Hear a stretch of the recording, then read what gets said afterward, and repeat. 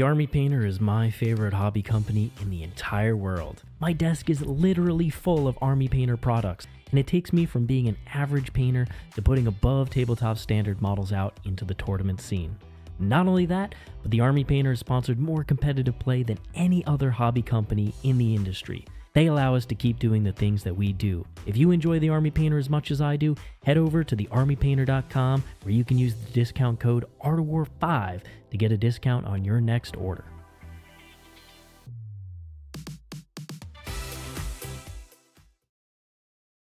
What's up, everyone? Welcome back to another exciting Art of War live stream. Today is the greatest of days because in all of Grotmas, this is the most detachments we've gotten in one day, right, Nick? Yes, the demon gods have smiled upon us. We are blessed with not one, not two, not three, but 4 Chaos Detachments, one for every single glorious god. Absolutely. Merry Slaanesh, Nick. And Khorne and Tzeentch and Nurgle. What are you most excited for, John? Like holidays? Well, I was thinking Chaos gods, but you know. Khorne's Feliz Nurgle Dad, Tzeentch. I celebrate all the holidays in this house. That's wonderful. That's wonderful. I'm personally most excited for the Tzeentch one. It's Scintillating. Ooh, I do love Slaanesh the most of all the Chaos gods. But the most important part of that sentence was all the Chaos gods. Because Chaos Daemons just kind of got like an honorary codex today. They did. Maybe this means we won't get one. Hopefully that's not the case. But I'm happy right now in the moment. We're living in the present. Absolutely.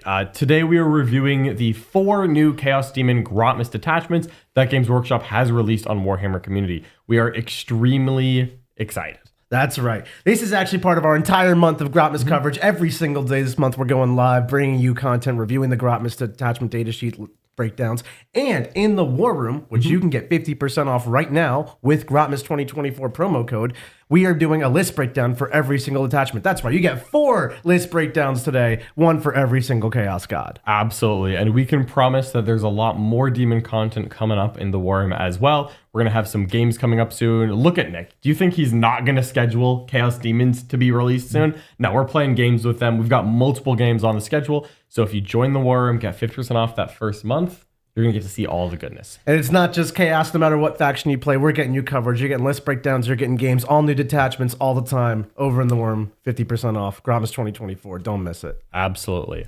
As well, if you like this video, if you like demons, the best way to show that is to like the video. Share with your friends, leave a comment. All of those YouTube click buttons, they all really, really help us out. So please do that. And the best one for you is to subscribe. That way you're going to get notified every time we go live with a new content piece. I got to tell you, every single day of December, Games Workshop has released a new detachment. Every single day of December, we've put a live video on our YouTube channel. You can probably piece what's going to happen the next time GW puts a detachment up. We're going to do another live video. And we're even going to have a game coming up later this week on this YouTube channel featuring some Chaos Demons. We'll see what that looks like on Wednesday. It's going to be demonic. And you know what else is demonic? The Plague Legion. We're starting with Grandpa Nurgle's gifts. Let's do it. All right, so the Plague Legion to start off. So this is the Nurgle detachment. Hit us with that detachment roll, Nick. Yeah, it's got Melancholic Miasma. While an enemy unit is within 9 inches of one or more of your Legion's Demonic and Nurgle units from your army, that enemy unit is within your army Shadow of Chaos. In each player's command phase, select one enemy unit within your army Shadows of Chaos, and that unit must take a Battle Shock test. Oh, so it's like having like a bunch of Neurolictors in your army. Yeah, so basically your whole army just turns into a Neurolictor, as John put it. Command phase battle shocks for both players' command phases, which is like the best of times. That is very cool. That's really good, actually. Yeah. It's only one unit, and they could, of course, pass. So it's a bit of a hit or miss detachment roll, but when it hits, it can flip primary, break actions. Life is good. Also, anyone in the army in the Shadow of Chaos is going to still take mortal wounds when you fail a battle shock, right?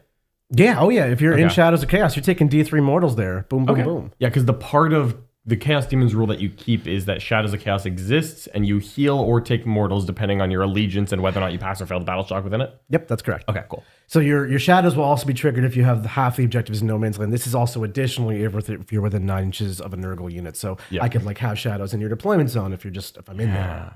Okay, very cool. It is really cool. So we got some enhancements too. Cankerblight is an aura for 15 points. You want to take this one? Absolutely. So this is for Nurgle models only. Each time an enemy unit, excluding monsters or vehicles, within 6 inches of the bear fails a battle shock test, the bear uses the enhancement. If it does, one model in that unit is destroyed. each time the bear uses the enhancement, no mortal wounds are inflicted by the thing. So it's instead of D3 mortals, you just kill a model, which is often going to be better into certain enemies. Sometimes it's not going to matter and you're not going to use it. But, Thunderwolf Cavalry, chariots. Obviously, we're about to embark on a chariot meta, as you'd expect. Obviously. Yes. Auto-killing a chariot would make me so sad. Yeah.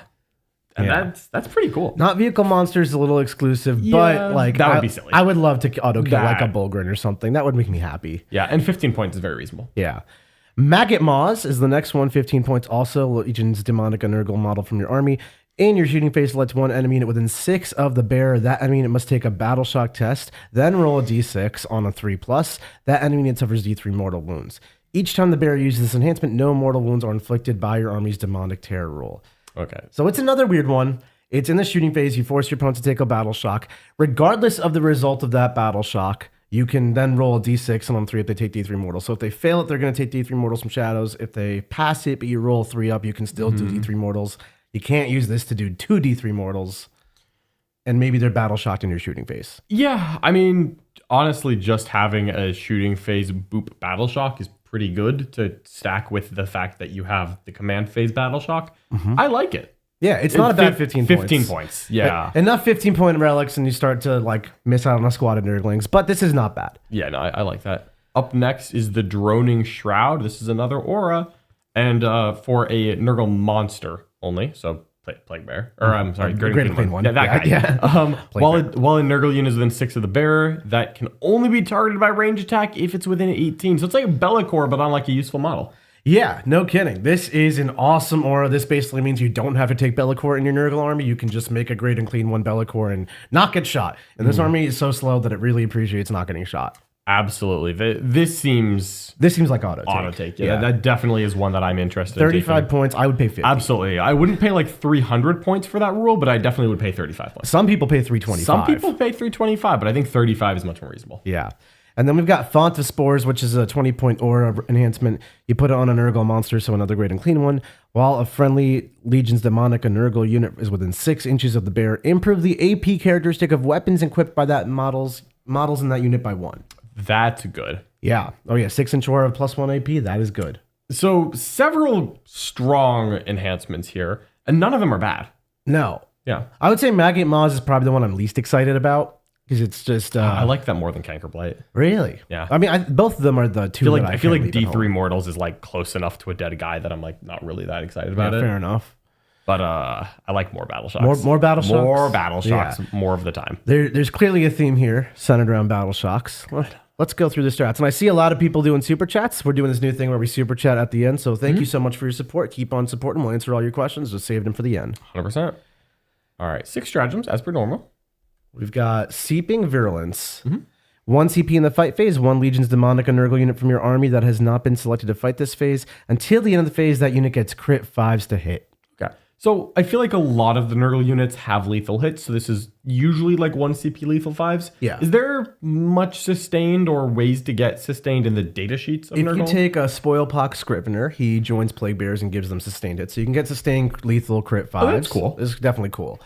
Also, fun fact, Nurglings benefit from this. And you could take like a unit of 9 Nurglings and that is 36 attacks with crit 5s. Yeah. You can make them damage 2 with Rodigus. Didn't even realize Nurglings still went to 9s. AP1 from your enhancements. It's adorable, truly. All of a sudden, 36 Nurgling attacks is an average of 12 AP1 2 damage saves. Yeah. Before you roll the wound. That's fun. That's pretty good. It's a 1 CP crit 5s. Good strat. Good strat. Up next is Fever Visions. In your shooting phase or the fight phase, 1 Nurgle unit. And each time it makes an attack, add 1 to the hit roll. And after you finished making your attack, select an enemy that was hit and they take a battle shock test. You do love your battle shocks. I do love battle shocks, first of all. Second, I quite like just 1 CP plus 1 to hit. It's a nice thing. I figure this is more of a combat strat than a shooting strat, unless I'm really misremembering how Nurgle guns work. Yeah. But still, a nice, let's just hit a little bit harder. I could see this if you're really trying to spam battle shocks on somebody before the fight phase so they can't do like an interrupt or someone. Maybe you could stack this Fever Visions with that enhancement Maggot Maws and say 2 battle shocks in the shooting phase. It's also a funny thing where against defensive stratagems, if the first thing that's swinging is not the big activation, now that, Armor of Contempt only works against 1 activation, It's not like before where you would like hit someone and they'd be like, oh, I'll just Armor of Contempt the Nurgling attacks, but I have it against the Plague Bearers. It's like, this could actually get kind of annoying. Yeah, definitely. I like that quite a bit. It's a good pocket strat. Voted Resurgence is a 2 CP stratagem, a little steep here. Good. Used in your command phase, 1 Legion Demonica Nurgle unit from your army on the battlefield. Return 1 destroyed model to your unit or up to D3 destroyed models instead of if your unit is battle line with their full wounds remaining. If it is a monster unit, instead 1 model from your unit regains D3 plus 1 lost wounds. 2 CP is a little harsh for me. 2 CP is harsh, but let me tell you why this is 2 CP, because if it was 1, it would just be too powerful. D3 Plague Bearers is not great for 2 CP, but can flip an objective. You can bring back a Plague Drone, which adds about 5 inches of distance to your unit's movement. But where I'm really excited about this is bringing back a Beast of Nurgle, because if you take a 2-man Beast of Nurgle, now they have their rule, which says if you don't finish it by the end of the phase, it just heals back to full. And if you don't finish the unit by the end of your turn in the command phase, that first beast is back to full. The second beast is back to life at full. So now it's just a literally unkillable, undamageable Beast of Nurgle unit unless you wipe the whole thing. Yeah, you can't chip this unit at all. It's either full strength or it's not, as long as your opponent has the CP to invest. 2 CP is cool, and a Beast of Nurgle certainly may be worth spending the 2 CP on. Yeah. 1, I do agree. If it was 1 CP, you would just be tapping that every single turn. Yeah. It's a shame that there's no like price point between 1 and 2. Yeah, because 2 just too steep. 2 is steep. But one I think would be legit too strong. Still, I like this as, again, a pocket strat. Yeah. Like a 2 Beast of Nurgle can flip an objective where 1 couldn't, and on top of that, it's a second Beast of Nurgle. Yeah, that's fair. All right. Rot and Renewal. 1 CP. In your movement or charge phase, you pick a Nurgle unit from your army, and it can move through terrain features. So it's just movement or charge phase, move through terrain. Yeah. Notably, it does not say terrain or models. They've been very inconsistent on that. But because Nurgle does not have a lot of fly keyword, a little bit on just the play flies, drones and but prints. yeah, but not a ton of it compared to some of the other armies. So just through terrain features, still very useful on some large models that I can think of with big bases. Definitely. With only a 7-inch moving grid and clean one, like this is the difference of clearing a wall or not, maybe finding a landing space where you otherwise wouldn't. But generally speaking, I don't rate this strat too highly because I think landing is still like half of the challenge. Yeah. At the same time, this is a theme you'll see in all of the demon detachments. Every detachment has a move through wall strat for your insert demon god here. And for, as we get later in the lineup, that strat is going to become incredibly powerful. Yep. Yeah. This is definitely going to be a common theme. And I think like plague drones or just getting a Guo through walls is still nice. Yeah, absolutely. Right. Or a soul grinder. Merc Shadows with 1 CP strat. You use it in your movement phase. 1 Legions Demonica infantry unit from your army, which is pretty much just plague bearers. That unit adds 5 to its move characteristic when making a normal move. Okay. So move 10 or move 11 plague bearers with Slopty Bile Piper allows you to do a couple really exciting things. 1, go fast, do actions. 2, go fast, charge somebody. 3, go fast, contest expansion objective. All wonderful things for this army. And that's really all this cares about is just like playing the mission, scoring points, forcing annoying battle shocks to like ruin your opponent's scoreboard a little, do enough damage to like get by and win the points. Yeah, that is a phenomenal strategy. It is amazing. I think on Nurgle Demons, this will be a relatively balanced stratagem because of the nature of what Nurgle Demons are. Yeah. I think on anything else, because this might as well be like flat 5 advance and charge, which I'd pay 2 CP for in a lot of my armies. I think the context of all of the rules we're looking at, because they are actually bananas if we're just looking at these rules in the vacuum, is that they're on garbage data sheets. Rest in peace, demons. But you have to, if you have bad data sheets, you got to buff them up with amazing rules. And so this far, is what's good happening. start. Yeah. +5 move on Plague Bears is legit a game changer. Absolutely. Yeah. Our final stratagem here is Plague of Woes, which is 1 command point in your opponent's command phase before you select a target for the Melancholic Miasma Detachment rule. And you just target 1 Legions Demonica Nurgle unit. And until the end of the phase, after you make something take a battle shock with the detachment rule, you then select a second enemy unit within 9 of the chosen Nurgle unit to take a battle shock. So basically, you battle shock 2 enemies instead of 1, not 1 unit twice, 2 units instead of 1. And that's perfectly good. Yeah. I'm totally good for that. You can't do the same unit twice, like you said, but 2 units is still good, especially if you're on 2 objectives, trying to like maybe I'll flip 1 or potentially flip or like both. there's 2 units on objective. If then they're both adding up to the right OC. If one of the 2 fails, you're good. Nice. Yeah, that's a good point too. Overall, Strong. what do you think about this detachment here? Man, it's an interesting one. There is a lot of battle shock shenanigans. There's not a ton of like what to do after you've battle shocked someone. Yeah. Right, which is There's always, not much benefit. This is a real like Tyranid goggle moment right now. But I'm always looking like, all right, I've plan A, battle shock you. What's step 2 of the master plan? Yes. And so I think this is a nice buff for Nurgle Demons. It's notably less dynamic than the Index. You've got the speed boost on the Plague Bears. Other than that, you are deep striking at 9 and walking, as far as I can tell, which is fine. Walking 10. Walking 10 on 1 Plague Bear unit, which is cool. But like walking 10 is much better than walking 5, but it's not fundamentally different. You are still Nurgle Demons walking across the table. Now that you don't have the 3 and 6 inch deep strikes of the Index, or like a 6 inch deep strike and charge off of Shadows, because that is not part of these new detachments. That's the old Index detachment. I don't know. I feel like it's a very straightforward detachment. You push onto the objectives and you battle shock people near you while you're on the objectives. Yeah, I think this army is going to try to win on the margins of battle shock because it's not really going to win on the margins of its stat line. So you're going to try to hold your expansion objective, like battle shock people that try to contest it, battle shock people, and send 10 Plague Bears in systematic waves to like contest their objectives. And you're still demons. You have a lot of units. Action monkeys are very all over the place. Affordable. So you can definitely try to make an army that tries to score 100. Or like close to 100, and like my opponent is wailing on me. That's okay, I guess, and hopefully I end up with more points than by the end of it.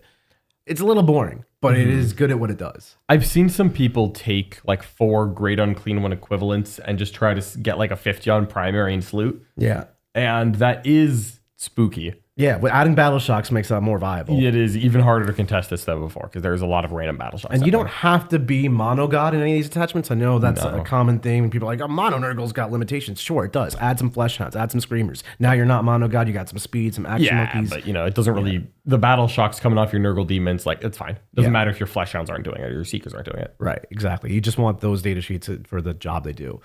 But there's 3 other gods we've got to go for, and I think the next ones, if that was not exciting enough for you, the next few will be. Absolutely. There's nothing as convoluted as Nick's sentence or this detachment. Let's go. I like my convoluted sentences. I know. And the Scintillating Legion. All right, so the Scintillating Legion, the Tzeentch detachment. Nick has been like blushing and giggling and telling me about this. Normally, Nick's not the person who does that. Normally, when we get new rules, Nick's like, he's drinking his coffee. He's like, yeah, we know there's 30 new detachments. Like, whatever, I've got a job to do. But Nick is hyped for this. I am hyped. I'm so hyped. I'm hyped for the Fates in Flux. It's a lot of words, John. You want to read this? I will do this. All right. So you start the battle with 3 Flux tokens. They recommend using a dice to determine how many Flux tokens you have. You can spend a Flux token after you, the demon player, have made an advance roll, a hit roll, a wound roll, a damage roll, saving throw, or hazardous roll. So basically all the things that you could see for reroll, it looks like, except for shock out, for a Tzeentch model or Tzeentch unit. And then you can use these to re-roll the result of that roll, throw, or test. So this can also be spent to enhance the effect of some stratagems. Okay. Each time you spend a Flux token, reduce the number of Flux tokens you have by 1, and your opponent gains a Flux token. Ooh. So you start with 3. So it sounds like there's never going to be less than 3 Flux tokens on the table. Let's see if there could be more. Whenever your opponent has 1 or more Flux tokens, they can spend it after an advance, hit, wound, or saving throw. So not hazardous. Not hazardous. Screw 'em. And also not charges, notably, but that's fine. You got CP for that. To re-roll the result of that roll or throw. If they do, they reduce the number of Flux tokens they have by 1, and you gain a Flux tokens. In addition, in your command phase, so Tzeentch Doom command phase, if your opponent has 1 or more Flux tokens, you gain a Flux token. So the Flux tokens are in flux, and whenever I spend 1, you gain 1. Whenever you spend 1, I gain 1. This beautiful reroll, flowy goodness. Yep, they even put like a very small note in there that the Flux token works like a command point reroll when you're doing fast dice. I appreciate them. Extremely reasonable. Glad we don't have to have the same conversation 6 months later. Yeah. So, okay, so very cool. So the Tzeentch player has 3 rerolls. Anytime that they start with 3, the opponent starts with 0. Anytime you use the reroll, you pass it to your opponent. Yeah. So there's always 3 in motion. But then if the opponent doesn't get rid of all three of their flex tokens by the time the Chaos Demon player gets back to their command phase, the Chaos Demon player gains a flex token. So you're always, every Tzeentch Demon is always starting their turn with at least 1 flux token. Yeah. Your opponent can just like hoard them and say, no, I will never use these, so you don't get them back. Yeah. Huh. And not only that, but it combos very nicely with some stratagem enhancements. So we've got Inescapable Eye, which is 10 points. You put on a Legion's Demonica Tzeentch model, and then in your command phase, if the bear is on the battlefield, if your opponent has 1 or more flux tokens, you gain 1 flux token. So if they're hoarding them, you get 1. If they're holding them, you get 1. I mean, 10 points sounds like the best possible thing. You're gonna take this. I mean, like, just like, I'm sorry, I'm just going to try to game this right now. No. Don't you just, like, get in combat with someone? Like, you charge Screamers into a scout squad or something. Yeah. And you make your attacks, they hit you back, and the literal last activation of your fight phase, they hand you, like, a save with the scout, and you just, like, flux dice re-roll it, and you're like, oh, no. Anyways, here, have a flux token. It is the end of the fight phase. Oh, look, it's your command phase. 2 dice. I like where your head's at, but it gets even easier and better later on. Oh, perfect. All right, cool. So generate flux dice is what I'm hearing. Yeah, cool. so you're going to have some of those. I like that. So then we've got the Infernal Puppeteer, which is 10 points. Okay. So this is for a monster model only. Each time the bear is selected to shoot, you can select 1 other Tzeentch unit within 9 of the bear. And if you do, when you select targets for ranged weapons equipped by the bear, you can measure range and determine visibility from 1 model of your choice in the selected unit instead. Okay, so this keeper, when it shoots, picks a Tzeentch unit within 9, and it can choose to draw line of sight and range from any model in that unit. So this base, not a keeper, a Lord of Change, yeah. Sorry, so yes, thank you. This basically is better than indirect fire because your Lord of Change can stand safely behind a wall and then channel it shooting through like a screamer or whatever, and then that screamer will get closer to your opponent for range purposes. So you essentially get a range extension. Yeah. You get a line. You're using the screamer for line of sight, so you're not hitting on 4s. You're hitting on 2s with your ballistic skill 2+. They don't necessarily automatically have cover if the screamer just gets a good angle to get blasted. This is awesome. And then when they get to retaliate, they hit a screamer. Yeah, I mean, even just like a long line of like horrors. You could shoot with a keeper from a Lord of Change. You know it's on my brain right now. From like 40 inches away. If you're just like stretching out a horror squad, like whoop, like a tape measure. Oh yeah. Okay. You have to be within 9 of the unit. So 1 Arinkadinky horror, and 10 points, and then 10 horrors chain out, and then boom. Screw 10 horrors. 10 points. People talking about how Inescapable Eye is the auto take. This is the auto take. You take a Lord of Change, you put this on Lord of Change, you have an indirect Lord of Change. Politely, I cannot imagine not taking both of those. I mean, yeah, no, life is great. Tzeentch Demons, I'm with you. Yeah. Okay. Another enhancement up here. Now we've got the Neverblade, 20 points. This is also going to go on a Lord of Change or Demon Prince. Not a Keeper of Secrets, though. No. You can improve the strength characteristic of melee weapons equipped by the bear by 2 and improve the attacks and AP characteristic of the melee weapons equipped by the bear by 1. And each time the bear makes a melee attack, add 1 to the hit roll. That is a litany of melee buffs. So let me tell you why this is only good and not broken. Because the Lord of Change is actually so garbage at combat that this takes him from garbage to like okay. Demon Prince. Demon Prince. Demon Prince. Yeah, Demon Prince does love +2 strength, +2 attacks. Yeah, +1 plus one AP, +1 attack. Doesn't need the +1 hit like the Lord of Change does, but this is Doesn't the Flying Demon Prince have a once per game +3 attack? It sure does. It sure does. So you could have a Demon Prince rocking in there with like 10 attacks, it's strength 10, that are AP 3 and 3 damage. Well, I'm sure we're done buffing the melee stats here, so this is fine. Yeah, Tzeentch doesn't do combat. Exactly. I'm sure there's no more stratagems for this. Right. One more enhancement. So far, we've got 3 winners, honestly. I'm really excited about this. 30 points. The Improbable Shield. Okay. Is a 30-point aura. This is actually my favorite enhancement, and the tough part is we now have 4 good enhancements. You can only take 3. That's tough. Improbable Shield is a 30-point aura. A Legion's Demonica Tzeentch model from your army, so anyone can take this. It's a 6-inch aura of 4+ female panic and psychic attacks and mortal wounds. There are very few armies where this is not going to be useful. Yeah, like it sounds niche, but then let's think about it. Or mortal. Psychic attack is like Grey Knights, Thousand Suns, opposing demons, whatever. And some Tyranids. Mortals. What is immortal? A devastating wound is immortal. A grenade is immortal. Everything is immortal. Mortals is how everyone tries to kill demons. This is amazing. amazing. Do you know how annoying it is when anything gets grenaded in Demon Army? You're like, well, that was like a 75-point grenade you just threw. That is a four good strategies. Which one do you cut? That's the tough part. It's not that easy. Yeah, maybe just change it up game to game. You pay for all 4. Can you do that? No. Why do you tantalize me like this? I wanted to say change. I am so enamored with this detachment, John. We're not even at the strats yet, and I'm in love. No, this is a fantastic start. Okay. We're gonna keep going. All right, six stratagems. Impossible Eclipse. That's cool. So this isn't any phase. When a Tzeentch monster, you just target a Tzeentch monster. Okay. Select no man's land or your opponent's deployment zone, or spend a flux token and select both. The selected area of the battlefield are within your army's Shadows of Chaos. Okay, so 1 CP, discard a flux dice, and the entire table is in the Shadow of Chaos. Yeah. So this isn't any phase. Well, it adds a zone, so not technically the whole table. If you have 2 zones like No Man's Land already, you can just add your opponents. Or you can just add your opponents right off the bat.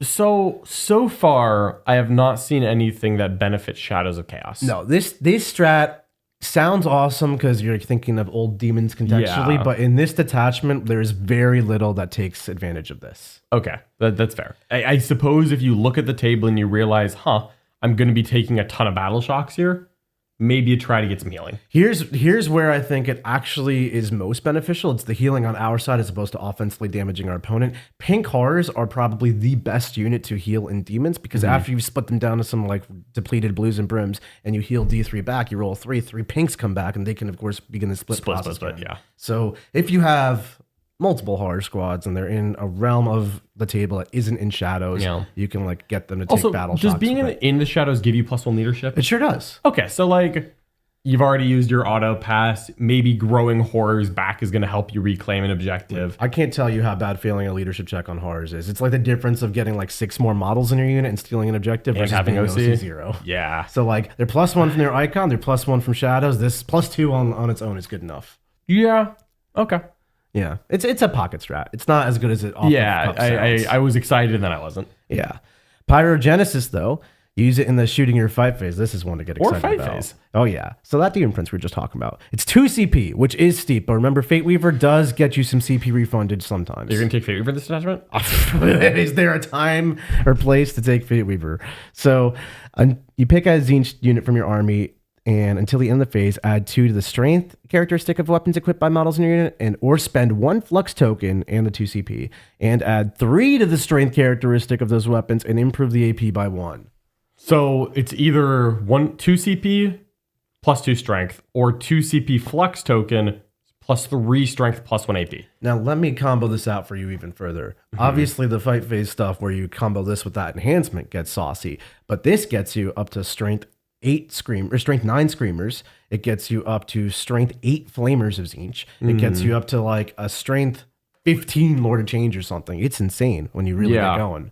2 CP is hard to spend too many times, but I gotta say, it's pretty spicy. Also, the shooting of a flamer squad with +3 strength +1 AP. +4 strength. You got a Lord of Change by. Right. So what does that make them strength 9? So it'll make the regular flamer profile strength 8. I already counted for that. Okay. But then you can add an exalted flamer in there. He's gonna go up to strength 10 with his 2d6 flamer shots. Woo! And he'll be AP, I think 3. Spicy meatballs. It's spicy meatballs. That's the word I would use. That stratagem did have to be 2. Yeah. So then you take the unit of 7 flamers, 6 plus an exalted. They have the huge base because the exalted flamer is like a big ovular guy. You string them out, flame some people, and then channel your Lord of Change through it. Strong. It's definitely strong. That's what I would call it. Cool. Flickering Reality. It's used in the fight phase for 1 speed. You want to take this one? Yeah, absolutely. So Flickering Reality is in the fight phase after an enemy unit has selected its targets. You roll a d6, and then you can spend a flux token to reroll the result. Until the end of the phase, each time an attack targets your unit on an unmodified after any reroll hit roll of that result, the attack sequence ends, even if the original hit roll would have been a critical hit. So, okay. Let's say that my Deathwing Knights are charge a Tzeentch unit. You use Flickering Reality, you roll a 3 on your d6, and you don't reroll it. Every time I roll a hit roll of specifically 3, my attack sequence ends for that attack. Yeah. which is funny because it will counteract lethals. Yeah, that's where it's saucy. What's weird is that I believe that it only stops half of a sustained. What do you mean? You'll still get the extra sustained. hit? It generates a different hit because it generates 2 hits, and the original hit dies. But doesn't a sustain trigger off of a critical? And this makes it, even if it would have been a critical hit? Even if it would have been the attack sequence ends. I feel like that's the intent of this Yeah, rule. probably is. Yeah. Okay. So that's where I really like it. It's a ghetto -1 to hit, because if like you roll a 3 and your opponent hits on 3s, that's the same as taking away 1/6 of the hits. But if you roll a 5 against crit 5s or a 6 against normal crits, Then it's better. it's amazing value. And you can reroll with the flex token. Yeah. In a pinch, this can shut down like eradicators with like crit 5, sustain lethal stuff. Could. I think it's worth using in those moments. Oh God, I wish Eradicator still had crit 5s. Yeah, screw that. That's very fun. I think that's a little worse than just being -1 to hit. It is. Because frankly, like if your opponent hits you with like weapon skill 4 and you roll a 3, you're like, oh, well now I have to re-roll this with a flex token into a 2. Yeah. Cool. It's one of the things that is a big deal for Tzeentch demons is like the difference between horrors living or dying in one Yes. activation, and this can help you break that break point, and that's where I really like it too. Yeah, you still want it. Still want it. Also, it does stack with a different -1 to hit if you can find one. That's true. So there is some upside to that. Yeah, because you can be -1 to hit and then take away like your 5s. 5s. Yeah. Okay. Then we've got Fateborn Nightmares. That's a good name. It is. 1 CP in your movement or charge phase. This is the Tzeentch demons move through wall strats. So very nice for a Lord of Change or Fate Weaver just to like kind of get through the battlefield more nicely, or again, a Soul Grinder or a Demon Prince. Tzeentch demons don't really use this too much. Another one to look for is that this is move through terrain, not models. Yes. We'll check in on that later. And then we've got Fickle Fire. Ooh, Fickle Fire. It's not Flicker Fire. No, it's Fickle Fire. used to This be is Flicker completely Fire. separate. It's not Flickering Flames. It's Fickle Fire. And this is in your shooting phase. After just one Tzeentch unit that is within engagement range of one or more enemy units. You can shoot that enemy unit even though it's in combat. This is real simple. Until the end of the phase, enemy units are not considered within engagement range of your unit for the purpose of selecting targets for and resolving attacks with ranged weapons. So, I think that means that the unit can shoot. Hard to tell. Until the end of the phase, each time an enemy model is destroyed, while that unit is within engagement range of your unit, roll a d6. On a 5-up, your unit suffers 1 mortal wound. Okay, so you can just shoot So enemy units. if you engage, like say a Lord of Change, and then we're stuck in combat, but I don't want to fall back with that Lord of Change because I lose its shooting, but I don't want to stay in this combat, not be able to shoot the unit I'm fighting really. Now I spend the strat. My Lord of Change can shoot whatever it likes, including the unit it's engaged with.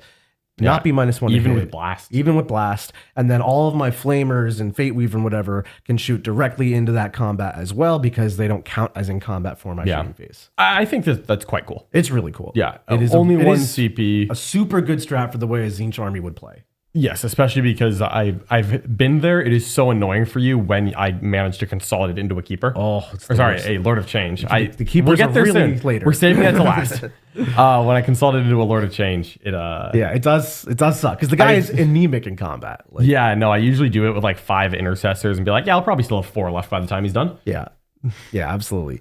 So then we've got Delirium Unmade. You use it at the end of your opponent's fight phase. 1 Legion's Demonica Tzeentch unit from your army that is not within engagement range of 1 or more enemy units. Alternatively, you can spend 1 Flox and use the strat on 2 Tzeentch units, and then they just go up in reserve. So at the end of your opponent's fight phase, you spend this strat, you spend a Flux token, you send 2 units in reserve, and your opponent gets a Flux token, which means you get a Flux token. All right.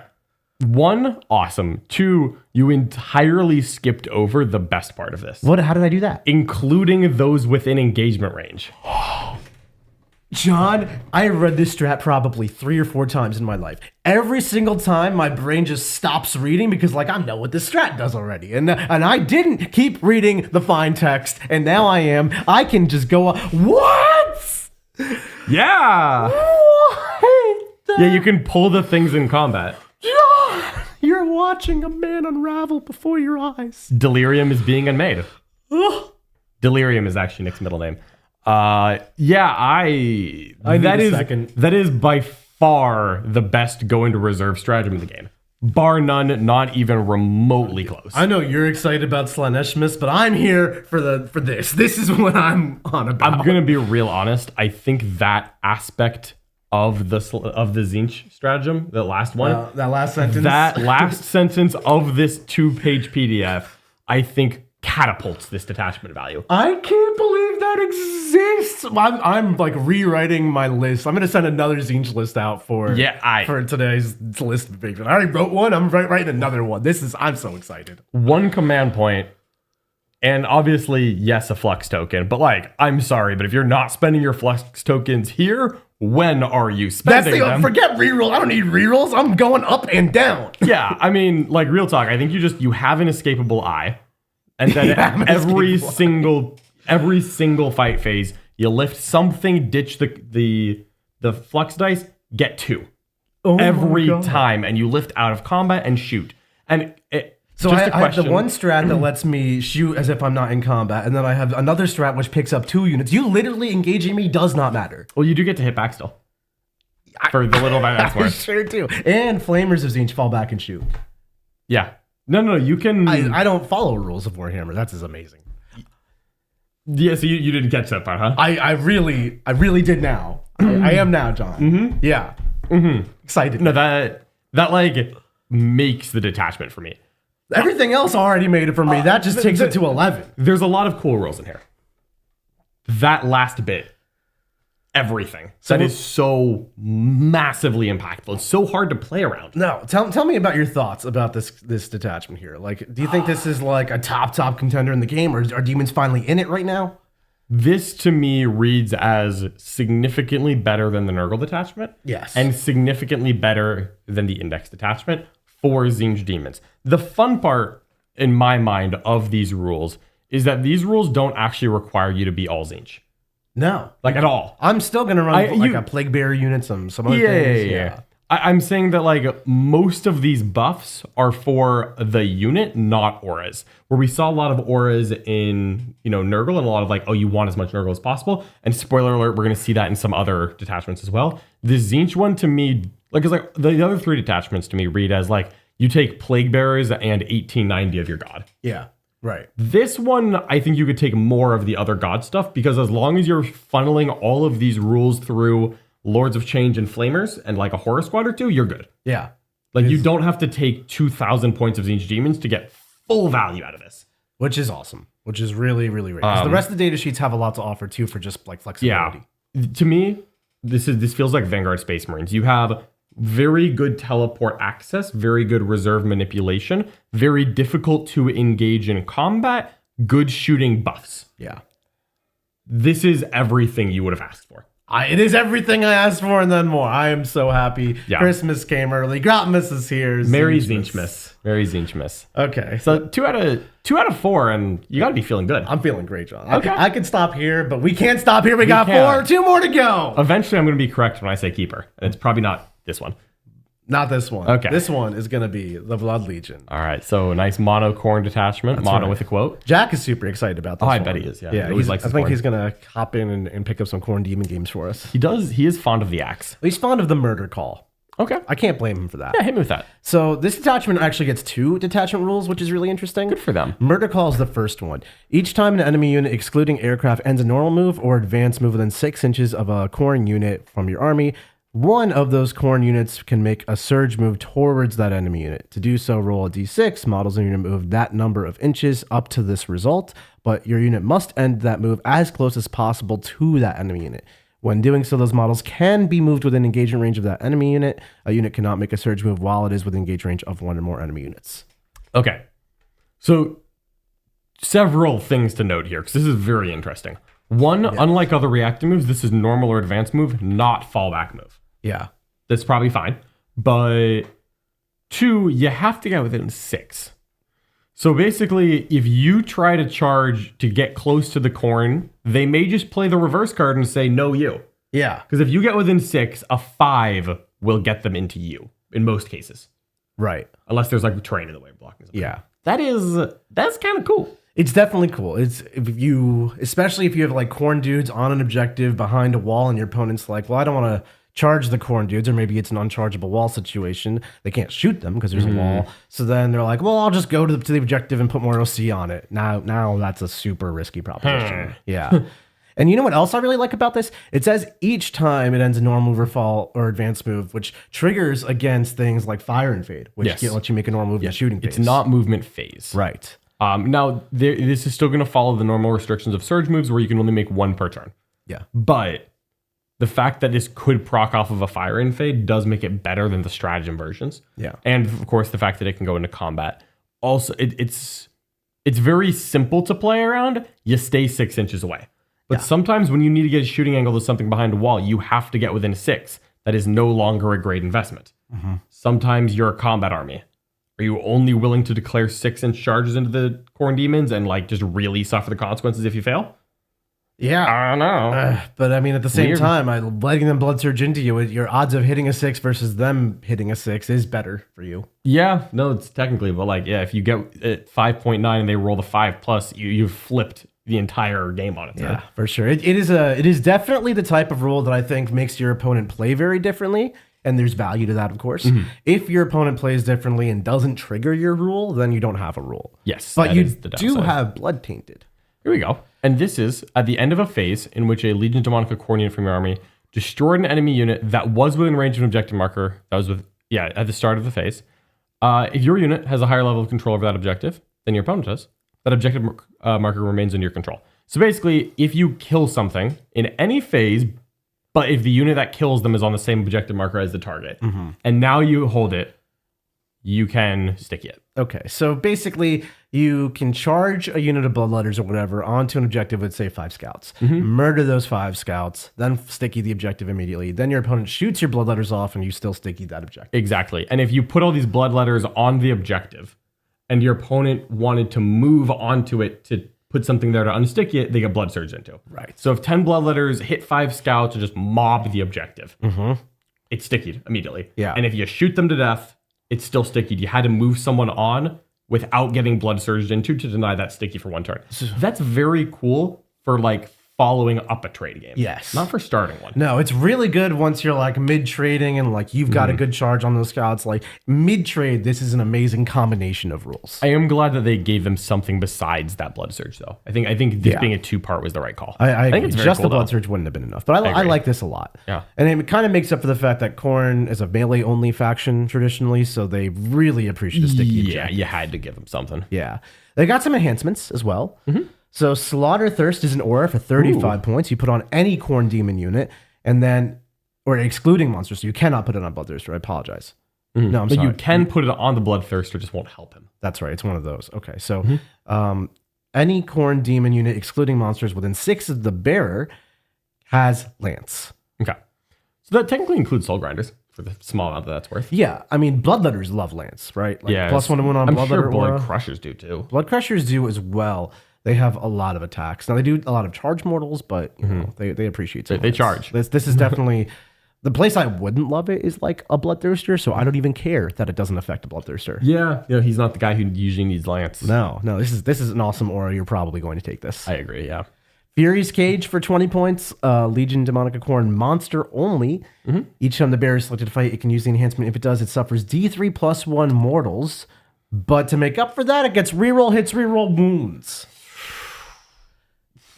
At that point, stuff dies. Yeah, no, that's... I think Khorthirsters have a problem. I've tried them a bunch where they are just like super prone to whiffing. It's like a -1 to hit, no rerolls. Like all of a sudden you're like, oh, my Thirster actually did no damage. Like, how did this happen? I paid 300 points for you. How does the Bloodthirster not kill the Maliceptor? Well, it actually shouldn't have on average. What? I've had a Bloodthirster charge an Imperial Knight without an Invul and not kill it. If you're referring to mine had an Invul. Well, I was, but my narrative's better. You only put 1 save on me, so the Invul didn't really come up. See, that's the part I'm talking about. This will help putting the 1 save problem on your opponent. There are things Yeah. Bloodthirsters really don't kill, which I know as a non-demon player will sound like ludicrous nonsense to you, but as a demon player who's tried a Bloodthirster, I'm sure everyone in the chat can agree that Bloodthirsters need this. Yeah, this is very reliable. Yeah. Yep. So that's really good. Up next is Brazen Maw. 15 points. Add 2 to charge rolls made for the bearer's unit. You're What? taking this. I don't know if you're putting it on a Skullmaster. You're probably not because you don't really like that guy. You're probably going to put it on a Bloodmaster, and you're going to take this. It's going to be awesome. Is the Bloodmaster the guy who joins Bloodletters? Yeah. So you deep strike and declare a 6 because they have an instrument? Yeah. All right, cool. Yeah. So Yeah. you deep strike at 9 because you can't deep strike at 6, but now you're +3 to charge, so you have a 6-inch charge off the 9. Yeah. Good enough. Yeah. Go. We're taking that. I mean, so far we are 3 for 3 on enhancements I would like to buy. Yeah, let's see if Gateway makes it 4 for 4. This is only 10 points. Cheap. You put it on a Khorne monster model only. The bearer's deadly demise inflicts mortal wounds on a 2+ instead of a 6. In addition, if the bearer is destroyed one or more enemy units from this battle, the bearer's deadly demise is D3 plus 3. So I know this sounds kind of lackluster, but imagine a Bloodthirster suicidally running into your opponent's lines, then getting killed because he's a Bloodthirster, and then he just explodes for D3 plus 3 on your opponent's face. So there's a very small part of this that really angers me. What's that? Which is that in your opponent's movement phase, your opponent is already extremely incentivized to not end any moves within 6 inches of this guy. That's true. Yeah, because you don't want a Bloodthirster who To totally blood surge? can blood surge. Yeah. Wow, yeah. Oh, that is saucy, a Bloodthirster blood surging. It is, but like I'm already as the opponent This is doing already not gonna trigger. everything in my power to not get within 6 inches of this guy. Yeah, don't let him blood surge and you not get shot, get another fight phase, the game ends like that. I mean, yeah, like I don't know what the plan is here, right? You charge, you kill an 8-bound unit, you can salt it into Angron, then you explode on him. I think the plan is you just don't take this one. It's too easy There's for your 4. opponent to play around. You have 4, you want the other 3. Like, it's 10 points. But Yeah, you also have to take It's good. This is Bloodthirster number 2. And I don't know that I'm taking 2 Bloodthirsters. That is fair. There's a clear delineation of which enhancements you want, and yeah, And Gateway like, is this- number 2 of the Bloodthirster enhancements. You're not going to put this on a D imprints because Nope. that Deadly Demise is baby soft. Well, no matter what it is, it would be D3 plus 3. That's true. However, he does have to, 1, kill something. 2, again, your opponent is going to be actively staying outside of 6 inches of him with every move they make. Yeah. So, Yeah. We got some strats. We do. Wrath Undeniable, 1 CP in the fight phase. Just after an enemy unit has selected its target's 1 Khorne demon unit from your army that was selected as the target of those attacks, basically gets to do a 4-up fight on death. Yep, just fight phase 4, fight on death. It's 1 CP, it works on monsters. This is good. This is really good. Yep, it's just good stratagem. Sometimes Khorne gets charged because Khorne hits hard but isn't actually like that tough if we're being real with each other. Yeah, no, so you just fight on death bloodletters sounds great to me. This is much better than not having that. Yeah. It also means that like, am I correct here that the Randomaster on Skull Throne, he picks his thing at the start of the fight phase? Oh, yes. So like if your bloodletters are getting charged by something that is going to wreck them, you could still like pick a target and say, well, maybe 5 of these 10 bloodletters will swing on you and it'll hurt. Yeah. Okay, that is significant. Because bloodletters are so like not durable, I often just charge melee units in with the hand wave of, yeah, I'm just going to activate here first. Yeah. No, I'm so with it. Bloodletters literally are 1-shot use missiles, and now this makes them 1.5 shots, and that's better. Yeah, this significantly. Gore Hungry Onslaught. So this is your movement or charge phase. It can move through terrain features. And notably, this one also doesn't say walls. Maybe none of them say models. No, I Maybe don't think so. I really thought this one said models, but now I'm reading it doesn't. So This is fantastic because Khorne demons have this big problem of big bases, no go through Huge. wall. Blood Crushers are the number one. Like I know Bloodthirsters and Scarbrand also appreciate this, but my God, Scarbrand. blood, all of it. Scarbrand loves this. Yeah, I cannot stress enough to you how impactful the strat is here. We hand waved it in the Nurgle detachment because Nurgle doesn't care about this. Khorne cares. Khorne cares about this, yeah. Yeah. Wow, that's quite good. This is quite good. That's quite good. Skulls beget blood for 1 CP. You use it in your shooting phase. 1 Khorne infantry or Khorne mounted unit from your army, excluding units that fell back this turn that are not within engagement range of 1 or more enemy units. So that unit, you select 1 enemy unit that is not within engagement range of 1 or more units from your army that is within 8 inches invisible to your unit, and roll 6d6 for each 4+ thing it suffers 1 mortal. So it's a grenade. This was the most complicated grenade strat I've ever read. It's the same as the normal grenade strat. Well, they could have just said grenades. So 8 dice grenades because 8 is Khorne's holy number. What if Skulls Beget Blood was a 0 command point stratagem? Your unit gains the grenade keyword. Oh my God. I think, right? Could they have just done that? Well, 8 dice. That's 6 dice. This is 8 dice. Oh no, It's 6 dice. No, this actually is just grenade. It's just grenade. It's just grenade. I can't read it all. Okay. That's 6. It is funny. You can do this if you advanced or if you have already shot. So it is a very minorly different from grenades in a way that doesn't matter much because you're playing Khorne. Yeah. Now, Nick, I know that you personally believe that Skulls beget blood. Yeah. However, can I offer you an alternative? What if for 1 command point, blood begets skulls? Is this also a grenade? It is not. This is 1 CP advance and charge. How is the same name in reverse so much better this way? I think grenades is pretty good, but advance and charge is great. Yeah. Advance and charge like makes this detachment. Advance and charge, big money, huge, massive. I know you can do this in the index, so for Khorne, getting this back here is great because you're deep striking at 9, not 6. This, if you didn't have this detachment would be like crumpled up like a ball and thrown over my back shoulder. Yeah. Without advance and charge, your army is so work. linear and easy it to does. predict. Now it's and it goes through walls. Blood Crushers advancing through walls and beating people with swords. That's pretty good. It doesn't get more That's pretty good. corny than that. It's pretty corny. Yeah. Fool's Flight for 2 CP. This is so funny. Your opponent's movement phase just after an enemy unit falls back. 1 Khorne unit from your army that is within 6 inches of that enemy unit and would still be eligible to declare a charge against that enemy unit. Your unit now declares a charge that targets only that enemy unit and you resolve that charge. Note that even if the charge is successful, your unit does not receive any charge bonus this turn. So this is, you can't make the Blood Surge move when someone falls back, but if you've got 2 command points in your pocket, you can charge them. Yeah. Here's a fun little thing for you. Just if your opponent moves 6 inches and you base them in 2 spots, they cannot fall back outside of 6. Yeah. Yep. If you base them in 1 spot, isn't it They're exactly 6.0 away, so they're not within 6, they are at 6. Oh, okay. So if a Bloodthirster bases an Intercessor, that Intercessor can direct 6-inch linear line and it's 6.0 away. Yeah. But if you base it in 2 spots, that is no longer an option because you have to be 5.999 from someone. And this is genuinely like just a really complicated thing for your opponent to now play around. But he's got Fool's Flight here for 2 CP, which means falling back is risky business. And we've got the Blood Surge, which means coming close to us is risky business. So if we get the game going, once we've actually made connection, it is really hard to manage us at that point. Yeah, no, that's pretty good. The challenging part is making that connection. But it's a big play around, but as long as that Khorne player can hold on to 2 command points. Yeah. You have to do that. As soon as you don't, it's like, okay. Yeah. You also have that advance and charge, so getting there is not the hardest part. Yep. Sheathed in Brass, 1 CP. Your opponent's shooting phase just after an enemy unit has selected its targets.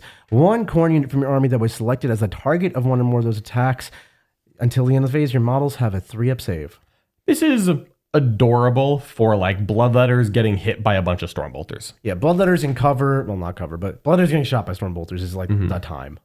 I agree. Yeah, I think you just remember you have this one. As soon as your opponent has a little bit of AP, you're probably not like bothering with this because you've got an invuln. Yeah. Like I wouldn't spend this if I was going to be looking for 4-ups. Right. But well, even 1 CP plus 1 save is good. Yeah. It's not bad at all. But 1 CP plus 2 save is like quite good. Yeah, because a lot of the times the way that people deals with Bloodletters is just like, let me just toss all of my stray firepower. My Rhino's going to shoot a Stormbolter and a Havoc launcher. And there's 2 combi weapons inside. Ding, ding, ding, ding. Yeah. How do you feel about the Khorne detachment? It's very honest. Like, it's very Khorne. It is doing exactly what you'd think, which is that it is a combat army that wants you to get close to it and will punish you for doing so. I gotta say, there's a little bit less defense against getting shot from more than 6 inches away than I think you'd want to see. I think this detachment is going to struggle against players who have the tools to deal with it. When you do get to apply your big swords to their face because they either have tripped up their screening, their positioning, or didn't bring a list that can punish you, it's going to feel awesome. When you play against the field, you're going to find that some armies are just capable of out-positioning you and shooting you, and you can take Bellicor, which really would help, but I don't know that that's going to be enough. Yeah, I could see I think that this is a noticeable upgrade over the index for Khorne because I think Blood Crushers going through walls allows them to pretend to start on the table. Yeah. Not like all of them. I don't think you can put 18 Blood Crushers on the table and say that it's fine. But I think you ran into a problem before of like, with walls and things, you couldn't necessarily 6-inch deep strike and charge Blood Crushers. You had to ingress and go. Yeah. And that limits you to 1 unit a turn. And I think your ingress unit can go around the walls and your table unit can go through the walls. Yeah. And you can get 2 units in at the same time very conceivably. Totally. I think if you're into playing the Khorne style, this gives you a way to do it that is definitely better for that job. Agreed. Yeah. Awesome. So we saved John's favorite for last. Can I talk about Keepers of Secrets now? There are keepers in this detachment. Yay! Oh, there's also some lore to change. Oh, I mean, they go up and down. Of course. There could be. So we have the Legion of Excess as the last detachment because we saved the best for last, as you'd expect. This is another 2-part detachment rule. It is. Which I think is really exciting. Yeah. The first part is great for quality of life. Beguiling aura. Beguiling. Beguiling. Slaanesh demons can fall back and charge.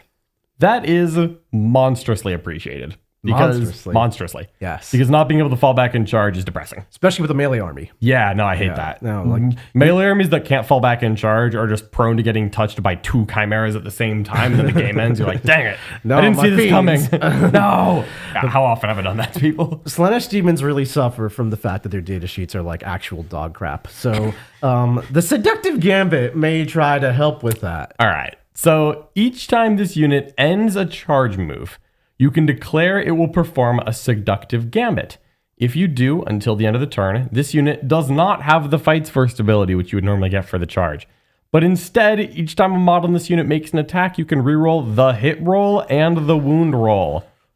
So if I charge like say 6 fiends into like that chimera you just mentioned, and I'm like, John, I'm gonna seduce your chimera, and your chimera gets to hit me first, and you know it's 3 attacks. Sure, I'm sure I did a point of damage. You might do some damage to that fiend, but then my fiends are gonna reroll hits and wounds with their strength 5, AP 2 damage, devastating wounds attacks. This is the coolest detachment rule I have seen so far. This is so cool. Like, this is so Slaanesh in a way that actually I think works. This is hilarious and adorable, and I love it. So there's so many layers to this that I'm like trying to unpack still. Because it's each time this unit ends a charge move, this means that this interacts very strangely with Heroic Intervention in 2 ways. One, you could charge in and say, I will perform a seductive gambit. And then your opponent's like, you will? I heroic a combat unit in. Yeah. That's bad. That's. But also, you can just auto-pop seductive gambit when you heroic, because you weren't fighting first anyway. You just get free roll hits and wounds. Yeah, why not? There's a lot of tricky things you can do with this because obviously you give up your fighting first capabilities to allow your opponent to hit you. So against armies like Tau or Eldar where their hitting is not going to matter, this is just insane. Yeah. Against an army like World Leaders or Orcs, you charge in, they hit you first, you don't have an army rule because you're dead. That's not so good. So you're going to have to get very good at charging the edges of units, basing with demonettes so you don't have to base too much with like fiends. That kind of tactic, that micro minutia that we teach in the Norm, is going to be super relevant here. Yeah, I very much think like this detachment rule is very much going to be opportunistic, play it on the table, not I've called this in advance. Because there's going to be times where you can like charge 2 things in. One of them kills the target, the other one piles in and fights something it didn't charge. And you're like, crap. Yeah, this is very much like you have a situation, like figure out how to solve it live. Yeah. Very cool stuff. All right, we've really got some enhancements before I talk forever. Well, isn't that enhancements only enhance what we're doing here? We've got False Majesty, which is an aura for 30 points. You cannot affect monsters with this, but you can put it on a monster. Units within 6 inches are +1 to wound. Be still my beating heart. You ever notice the demonettes are like strength Terrible. 4 and don't do anything and useless? Yeah. What if they had +1 wound and reroll hits and reroll wounds? John, they start to do stuff. I love it. This is amazing. I mean, This mandatory. is like exactly what we need. Mandatory. Like, so you just take this. This is auto take. Don't even think about not. Do taking not it. overthink this. This is in the list. You start at 1970, work from there. You actually start at 1940 Wow. because you're also going to take the Dreaming Crown, which is another 100%. 30-point aura. For same thing, you can put it on whatever you want, but it doesn't affect monsters. +1 to hit for units within 6 inches. Beautiful.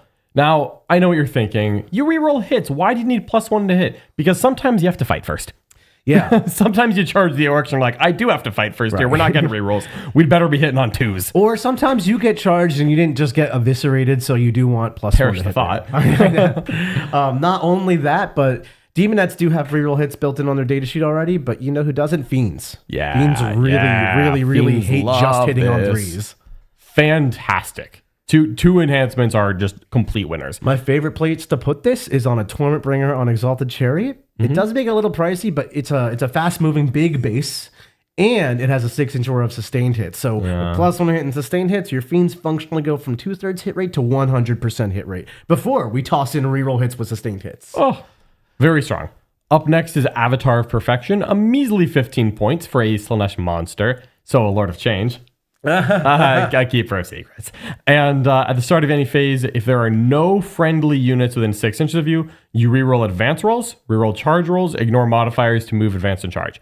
This is fine. I don't think there's enough of those modifiers that I care. No, I mean, if we're in like a Night Spinner meta, this could be like a counterplay. But if we're in a Night Spinner meta, Slaanesh Demon's probably in it. Yeah, like they'll just pin something else. Yeah. It doesn't seem that impactful This doesn't to me. seem good. But there is one more enhancement that is a little more interesting. It's a measly 10 points. This is quite cheap even. For one Slaanesh monster, at the end of the fight phase, if one or more enemy models were destroyed this phase as a result of one of the bear's attacks, you use the enhancement. If you do, you just gain D3 wounds. Yeah. Very simple, very clean. We like it. If you have a monster and you have the relic slot open because you're going to take the other 2 Dreaming Crown and False Majesty first. Yeah.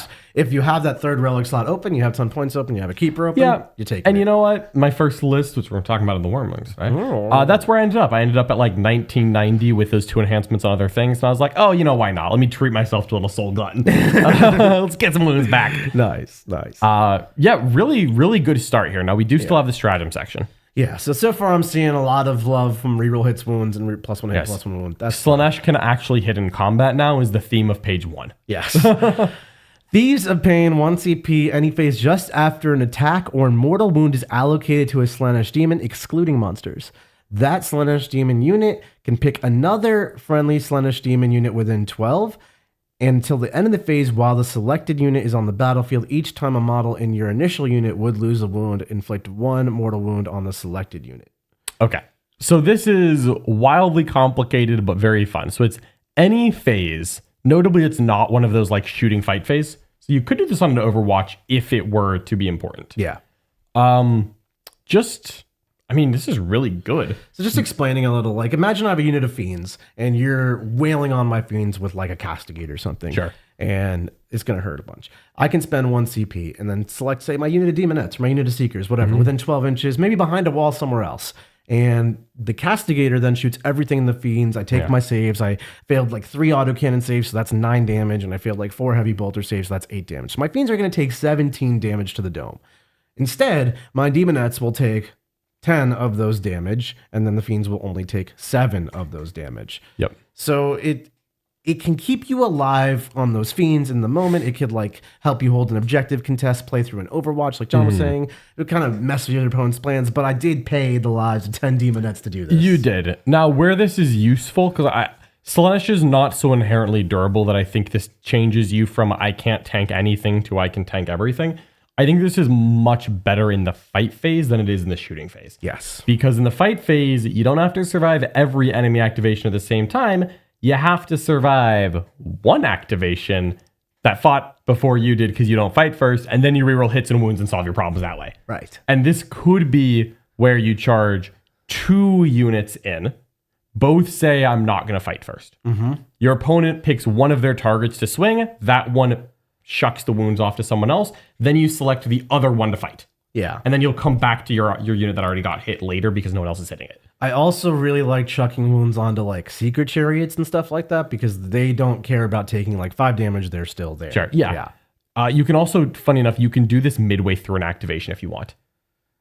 Oh, wow. Because when an attack it's just when the attack is allocated. That is so a like, fun, nifty thing. Yeah. So like if someone's hitting a soul grinder, you can wait until they do like 8 damage to the soul grinder, just like do your saves one at a time. Be like, yeah, I didn't want to put like every single Meltagun on these demonettes, but these last couple, I'm going to shuck them off now. Yeah. So I don't lose either unit entirely. And there's a really cool combination you can do with the Contorted Epitome where she joins demonettes. Now, this is a 180-point unit of demonettes. It's not free. It's definitely not free. But you get a 4 Fiend of Pain against mortal wounds on your unit. This stratagem inflicts mortal wounds to your selected units. So in that situation where the Castigator did 17 wounds to demonettes I was just talking about, now you roll 4-ups against those, only 8 demonettes die. You still have your demonettes. Your fiends didn't take any damage. You're good to go.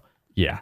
This very much, to me, this is survive like 1 extra shooting activation and really helps you with combat. Now, I have gone down the rabbit hole already of what if we take 30 demonettes and 3 contorted epitomes and make an unkillable army. I promise you, when you do the numbers, everything is going to die. It's not the fiends survive and the demonettes die. It's everything will still die. You're not terrible. But this can help you in key activations and niche moments. Absolutely.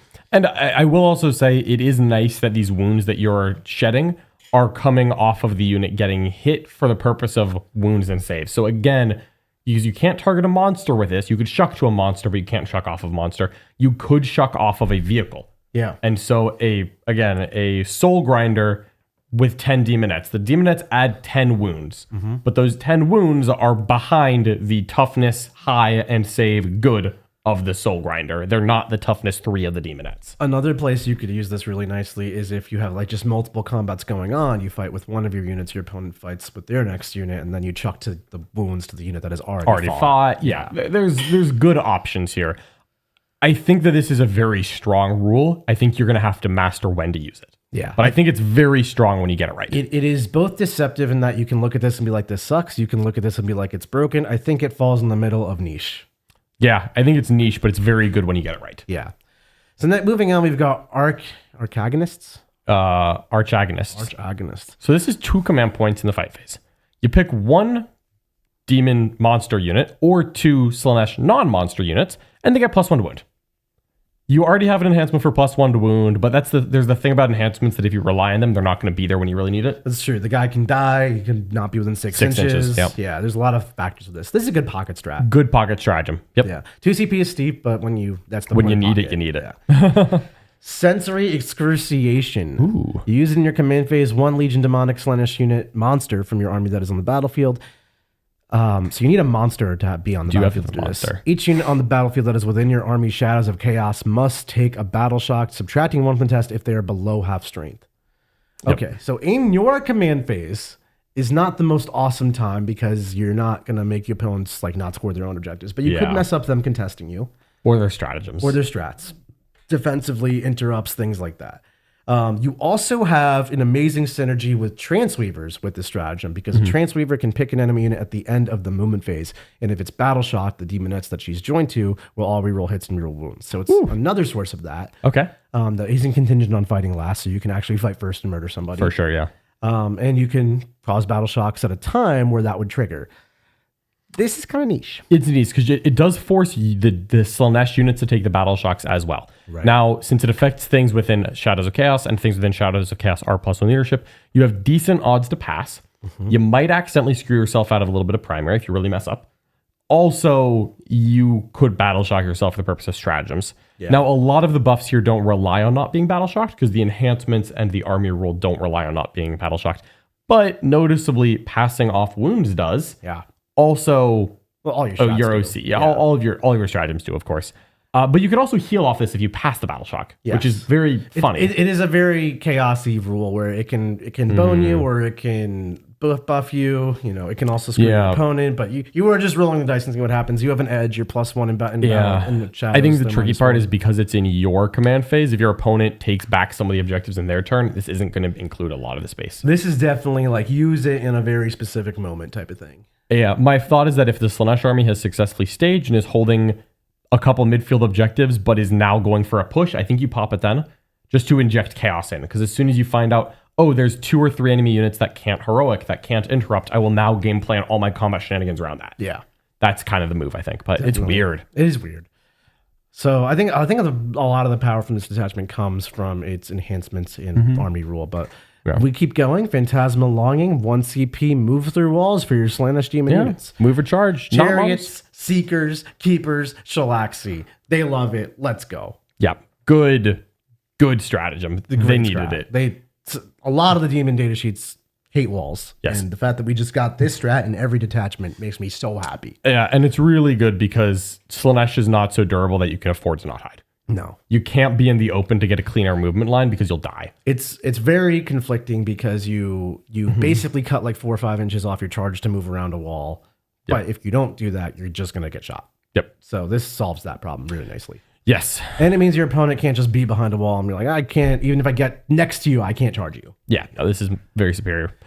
Cavalcade of Blades is a good 1 CP stratagem. And this is just after you charge with a Legion Demonica Slaanesh unit, you roll a dice for each model unit that's within engagement range. Or you roll 6 if it's a monster, and each 4-up is a mortal wound. This is just charge mortals. If you charge with 6 fiends, you roll a dice for each fiend in engagement range. So it's like the JPI rule. Yeah. But if you charge with a monster, it's 6 dice. So I really like this because you can like charge screens away and then continue going forward. Yeah. For a melee army, that can be a tight situation I breaker. adore this if your opponent is like Space Marines and they have a wounded Terminator. Yeah. If your keeper charges, bases the wounded Terminator, does 3 mortals, kills the wounded Terminator, you're not in engagement range anymore. Oh no, I guess I won't fight first, but I'm going to re-roll everything. Yeah, because they still get to pile in. And Pile slam in. them.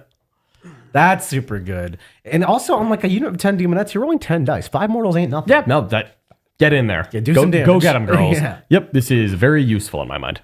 Awesome. So then finally, we've got Overwhelming Excess, the last stratagem. This is 1 CP when your opponent's shooting phase just after an enemy has selected its targets. 1 Slaanesh unit from your army that was selected as the attacks. The attacking unit must take a battle shock test, subtracting 1 from the result. If that test is passed until the end of the phase, each time a model in the unit makes an attack is -1 to hit. If the test is failed, in addition to being battle shocked and taking D3 mortals for demons, until the end of the phase, the attacking unit cannot select your unit as the target of any attacks. That unit can then select a new target for any attacks that targeted your unit. I love this stratagem. It's so good. Yeah, I mean- Take a battle shock. If you're in shadows, additional -1, so -2. Oops, Yeah. you didn't shoot me. Yeah, just oops, you didn't shoot me. And even if you pass it, you're -1 to hit. Oh my god. Because there's no like feels bad moment. Because right, you know, if it's like, oh, take a battle shock test. I roll the 9. Oh, well then the CP didn't do anything. Let's keep going. Yeah. Nope. Still -1 to hit. But if they fail, they can't shoot you when they're battle shocked. Oh. I would say the most challenging part to this is you have multiple strats you want to spend your CP on.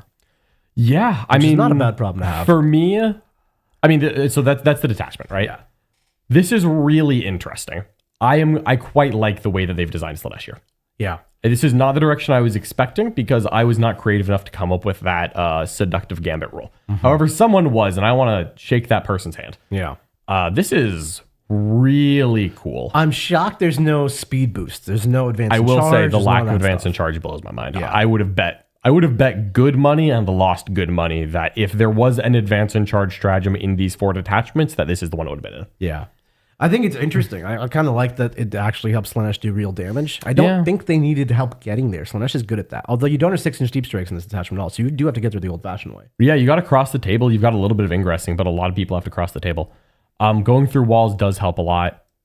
There's some really, really good like mojo in here. I mean, we're gonna do a list video of this later today, but I am positively hyped. Yeah. For this Legion of Access detachment. I think it's really cool. That's awesome. So for me personally, my favorite detachment was the Tzeentch one, of course. John, what's your favorite? I mean, obviously I'm going to say Slaanesh here because I think that the design philosophy they adopted was incredibly creative and still very viable. Yeah. I will say, if you're asking me competitively, the Tzeentch one and then the Slaanesh one impressed me most. Really? Tzeentch 1, Slaanesh 2. I think people are sleeping on them Tzeentch ones, but hopefully we can show them why it's so good. The up, down, out of combat puts it ahead of Slaanesh. Otherwise, it would have been reversed. Yeah. Honestly. Like, that is such a massive mechanic. Yeah. So we've got Nurgle Matthew. We got some super chats here. We're going to hit them all. 777 from Nurgle's number. Y'all play 40k demons around here? Nah, we sure do. We got some demon games coming this week. Very hype time for Demon. This is the most excited of the edition I've been for Chaos Daemons.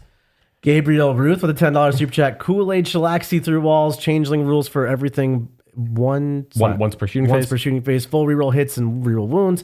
If you let daddy hurt you first, fall back in charge. Funnier shadows of the war. Pain sharing. Yeah, the Slaanesh detachment has a ton of rules that are very exciting for me. Very cool. Again, I think this is an extremely fun detachment. Yeah. Gabriel, thank you so much for your super chat. I'm super excited Kool-Aid shellac see through a wall. That's going to be awesome. Lord Penn with the 50 Swedish krona super chat. Nurgle with +1 AP enhancement works for shooting, making a castle of lone up on OP +1 AP soul grinders. Give them stealth with the demon prince. Oh, that's pretty cool. Yeah. So yeah, you could have a stealthy demon prince as the lone up aura, and then a different one as the +1 AP enhancement. Yeah. Oh, that's very, very interesting. Oh, definitely, yeah. You don't have to go with the great and clean ones. Thank you for your super chat, Lord Penn. Thank you. Mr. Taco, $10. Love the name. I love seeing Nick so excited to talk about demons. Keep up the good Rick boys. Thank you. I love being so excited to talk about demons. When Nick is happy, the house is happy. Aw. Right? Emma Woods, £10 super chat. Hypothetical. Games Workshops wants to create a new special character from one of the Chaos Demon pantheons, and they would ask which of the 4 powers you get to have. Which do you choose? I mean, I've got 2 answers here. One of them you can guess. Which one is it? Slaanesh. Yeah, obviously. Second, Vashtor. Vashtor's not a real god. He is one of the demigods. He's one of the baby gods. Tzeentch gets a new pantheon for sure. Like, Yeah, what are we fair. talking about? They Of need more course. I characters. definitely expected an answer from you. Yeah. I think Slaanesh needs the most like additional data sheets though. I don't know. Khorne's pretty light. They have characters. They just don't have anything else. Yeah. Blackout with a £5 super chat. Thanks. Somehow 8th edition Tau have returned, and this time they're pink and have crab claws. Yeah. I don't know. The thing with Tzeentch Demons is they still don't shoot that hard, but they sure don't get stuck in combat anymore. Yeah. I'm really excited for that. That's really cool. Thanks, Blackout. Gabriel Ruth, another $5. Also, Kool-Aid Chilaxi is even funnier because you roll the charge and only spend CP if you make it because it's just the charge phase. Yep. It works like exactly like the Chaos Knight one, Knights of Yeah. Shade, which is a very good way for that to function. And finally, Sloppity Bile Piper with $2 super chat. Sloppity Christmas to all. Thank you, Sloppity. Thank you, Sloppity Bile Typer. Still got one of my favorite usernames on our channel. Absolutely. I mean, yeah, chock full, exciting times here. We're going to have a lot more demon content coming up. Again, if you want to see list videos for all 4 of these Chaos Gods, make sure that you become a member of our community and then get into the Art of War Discord. We'll be posting some links basically as soon as this is done. That's right. So we've got 4 detachment list breakdowns coming out, one for every single detachment, one every other day of the month as well for all the other different detachments that are getting some love. Absolutely. And you can get those for 50% off with promo code GROTMAS2024, which you can find in the link below in the description. Absolutely. So that's all caps Grotmas 2024. 50% off your first month of Worm. If you've maybe thought about it, you like our YouTube videos, you haven't checked out the Worm yet, now is the great time to buy a little present for yourself. That's right. right. Like, subscribe, leave a comment. It really helps us continue producing this kind of content for you. And we love that. We literally cannot do it without you. Thank you so much for watching, everybody, and we'll catch you later. Bye-bye.